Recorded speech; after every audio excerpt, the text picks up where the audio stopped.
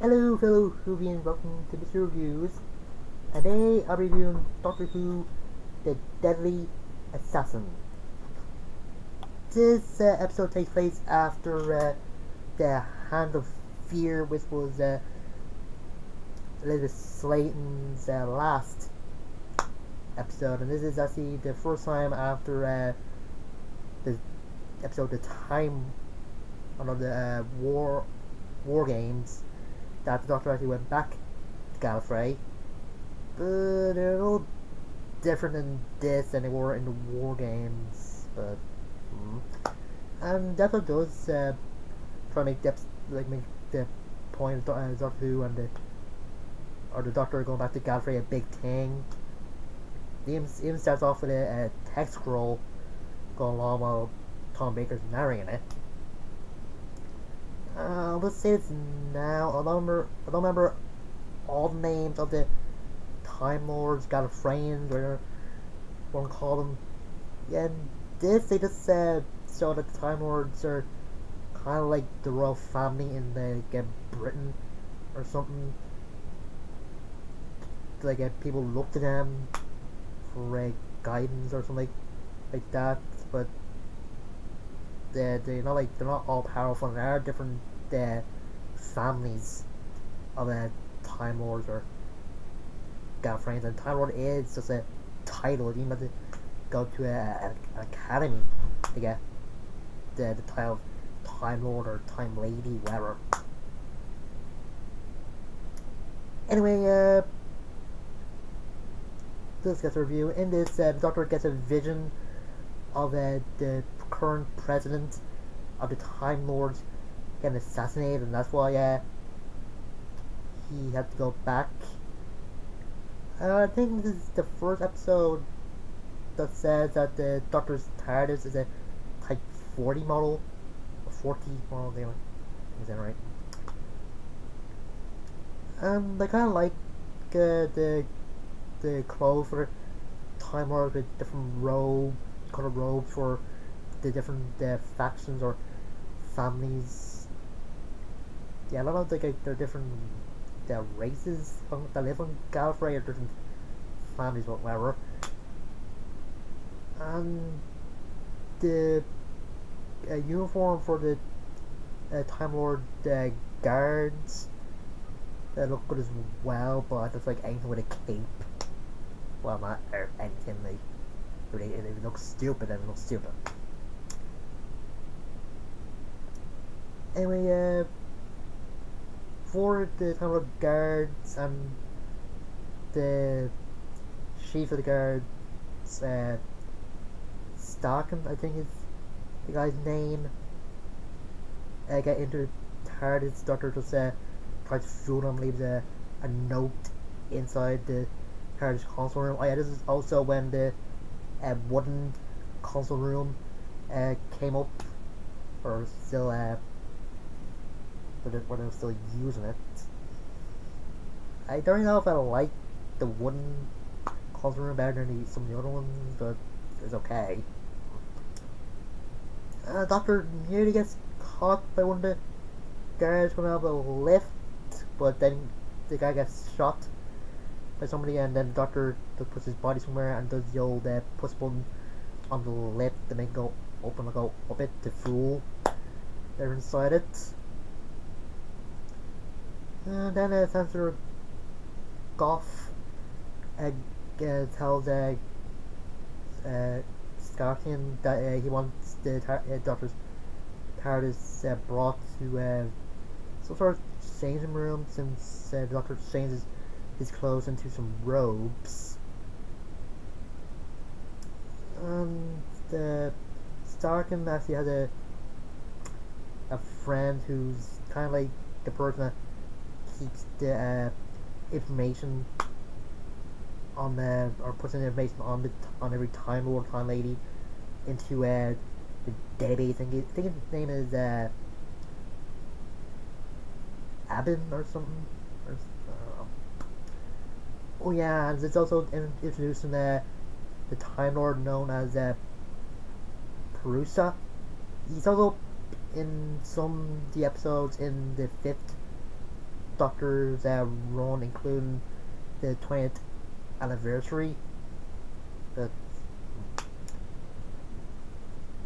Doctor actually talking to the Time Lord that does like newscasts, and he points out that he thought the Doctor was expelled or something from the Time Lord Academy, and asked you to get a few facelifts.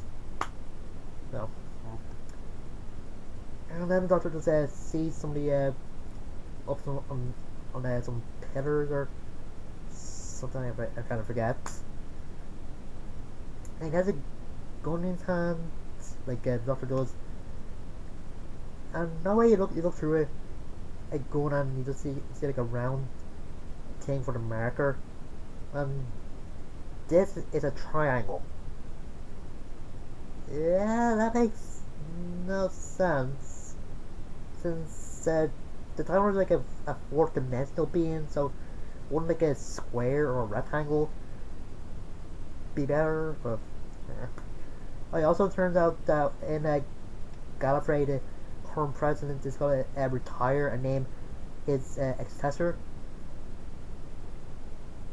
And then somebody shoots him, and the guard thinks it's the Doctor since he had a gun in his hand. The spoilers, it's actually the Master who is on his last regeneration and looks awful. Like the mask is just ugly. The mouth doesn't even move. And it don't even get better in the next episode, which is the Keeper of a Trock. And I don't know, but the voice is kind of good, and so the acting showing how monstrous the Master is, like seeing like showing how desperate he is to live. That's all.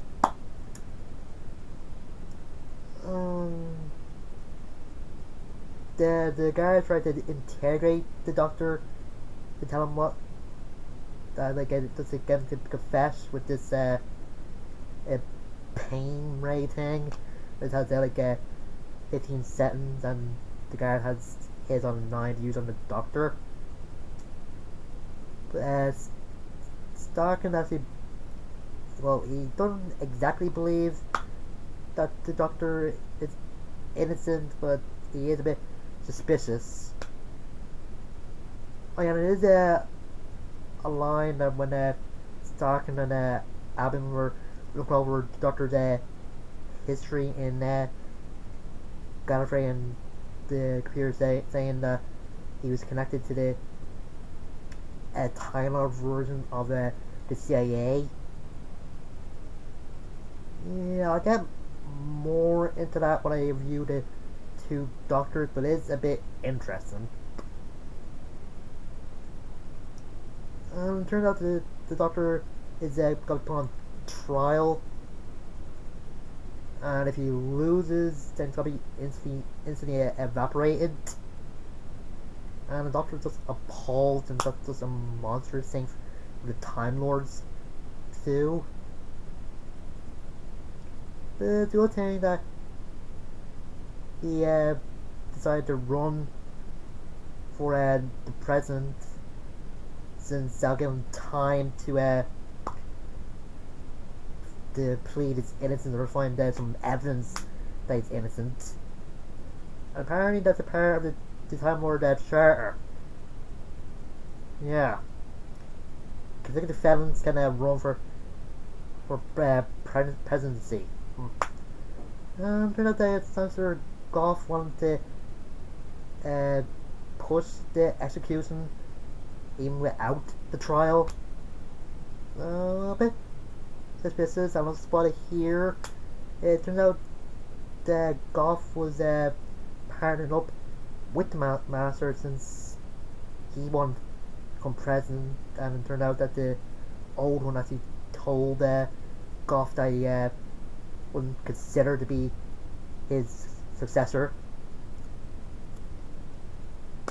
So the Doctor tries to find some evidence that the Master is involved. Actually finds the news reporter Time Lord's cameraman miniaturized.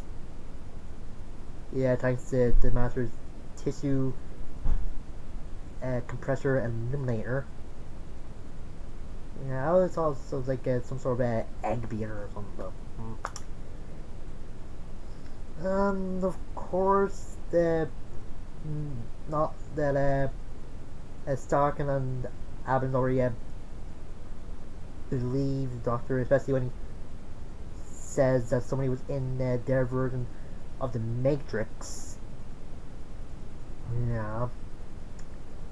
But it turns out it's true, since when the Doctor goes in, there's somebody else in there, and I'd say it's great.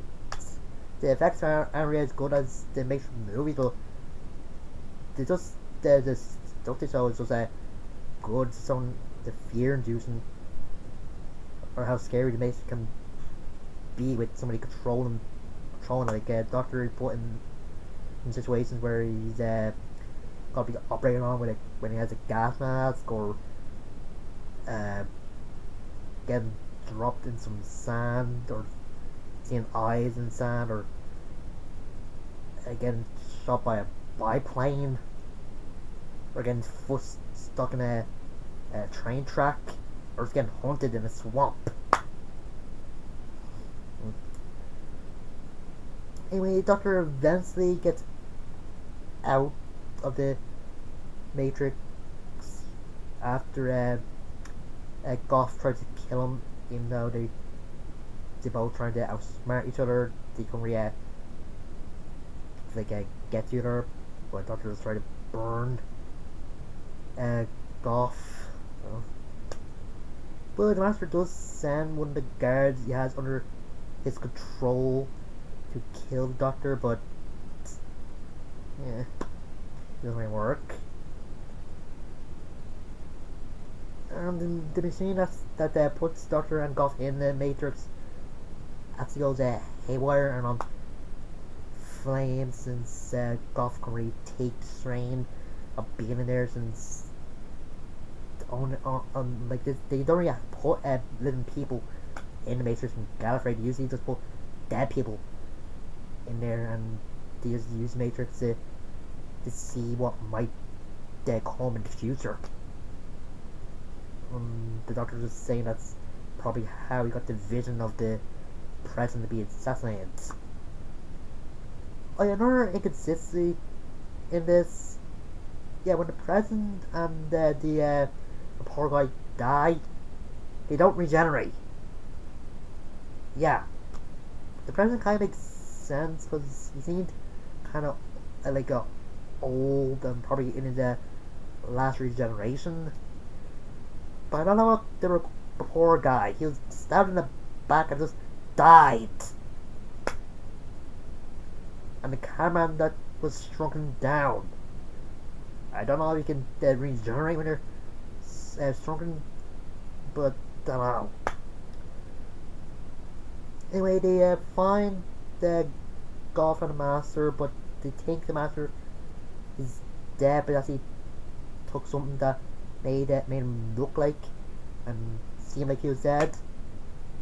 But Goff is still alive for the moment, and it does do the whole thing with the Doctor asking what the Master's plan is, but Goff does explain why he teamed up with the Master.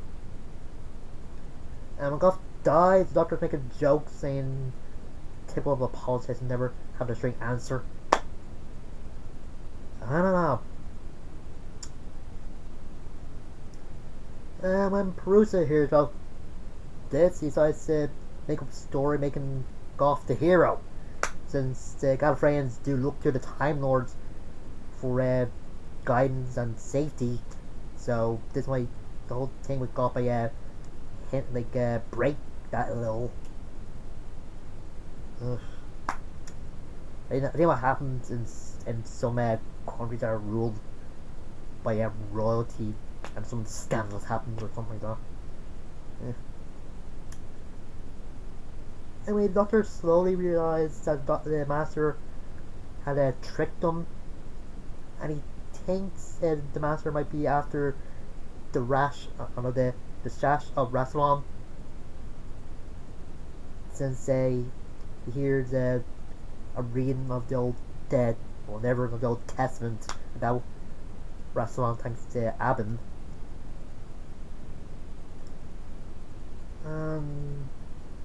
They go to never of the morgue, and they see the Master is alive, and the Master does shoot the Doctor and Scastian, and tells Abin to give him the rest of Sassalon.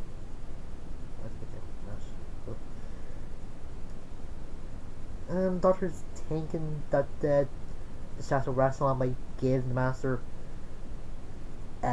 more regenerations when he opens the Eye of Harmony with this stick thing, the rod. I can't remember what it's called.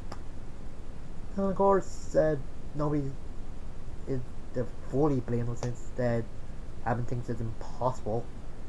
The Eye of Harmony is a black hole, and also a myth, according to Caspian.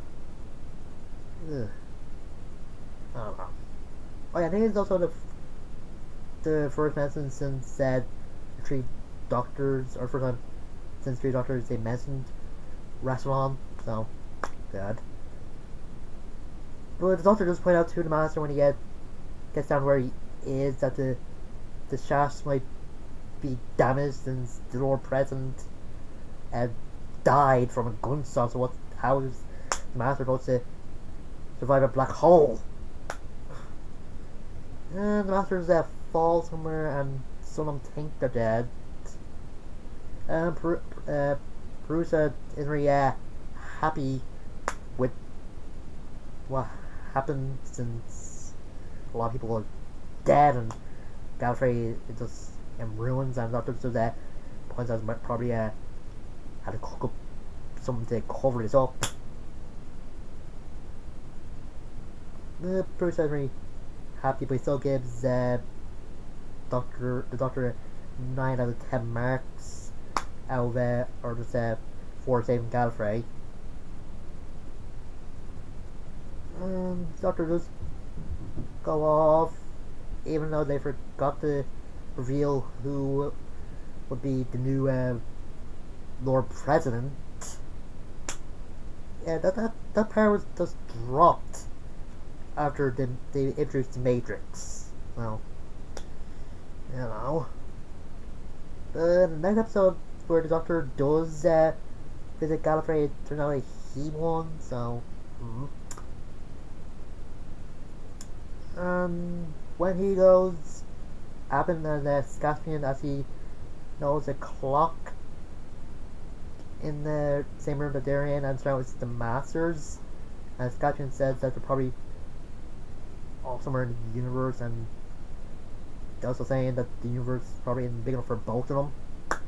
That's that basic thing, and that's the end of the episode. And even though there's some problems with it, it's still one of the best episodes of Doctor Who, and probably one of the best fourth Doctor episodes. And I think it's also where the habit that the Doctor, or the top Baker's one, that gets of talking himself goes with, and it's also the first time that there's an episode that features the Doctor WoW a companion. And it's all around good. As I said, it shows the Master more monstrous than he was before in the John Pertwee series, and I think the last time he showed up was the Time Monster, where the Doctor, or when the Doctor Who did Atlantis for its second time. I don't know why the new series haven't brought back a story set in Atlantis. I think it could be good if they do it for a third time, but I don't know. And they never used to bring back Scaspian and Abin again. Just brought back Perusa in the next 1 or 2 episodes based on Gallifrey, or based in or around Gallifrey. Tom Baker's acting this goes always, and some of the dark moments in this is just great. This episode did get focus group of mothers getting out about Doctor Who getting too violent. So, but it's still a great episode, and just up there with some of the other great Fourth Doctor episodes like the Talents of Wang Chai Yang or Terror of the Zygons or anything else I might like. I'll probably get to the next Gallifrey episode at some point, but not right now. Next time I'll be reviewing a special McCoy episode, and this was a goofy version of fascism, and this had some really, really bad in it. Ugh. Until next time, I'm Mr.Who. See you guys later.